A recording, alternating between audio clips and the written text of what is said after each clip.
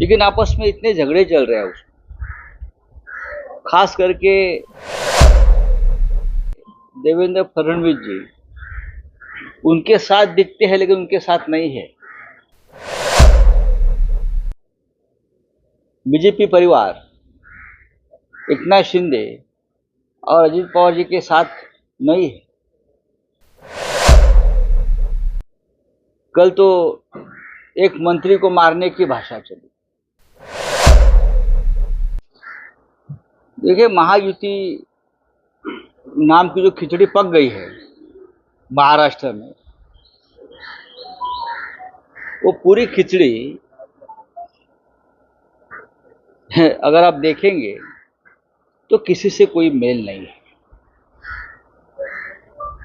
खिचड़ी पकाने की कोशिश जरूर हो गई, एनसीपी को तोड़कर, शिवसेना को तोड़कर, लेकिन आपस में इतने झगड़े चल रहे हैं उसमें, खास करके देवेंद्र फडणवीस जी उनके साथ दिखते हैं लेकिन उनके साथ नहीं है। बीजेपी परिवार एकनाथ शिंदे और अजित पवार जी के साथ नहीं है। कल तो एक मंत्री को मारने की भाषा चली।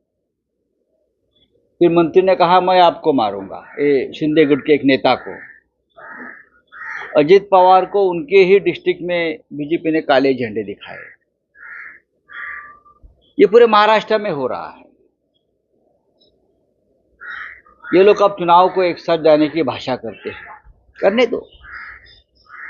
लेकिन एक ऐसी सरकार चल रही है जो आपस में जर्जर हो गई है मतभेद से। ऊपर का दिखावा है, सब ऊपर का दिखावा है। बात सही है कि मुंबई गोवा महामार्ग जो है वो तो लगता है वो स्वर्ग में जाने का रास्ता बन गया है।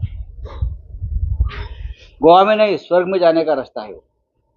और पूरे मुंबई में, ठाणे में, नासिक में, आप कहीं भी जाइए यही हाल है रास्तों में। इसलिए कि ठेकेदारों से पैसा और कमीशन लिया जाता है।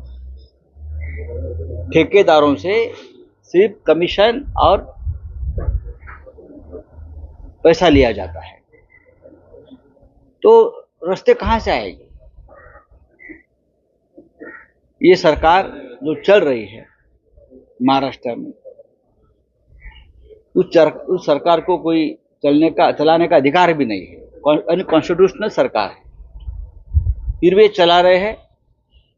मुझे तो लगता है, डर लगता है, जब टिकट बंटवारे की बात आएगी तो उस मीटिंग में खून खराबा हो सकता है। इस तरह की बातें मैं सुन रहा हूं। ठीक है।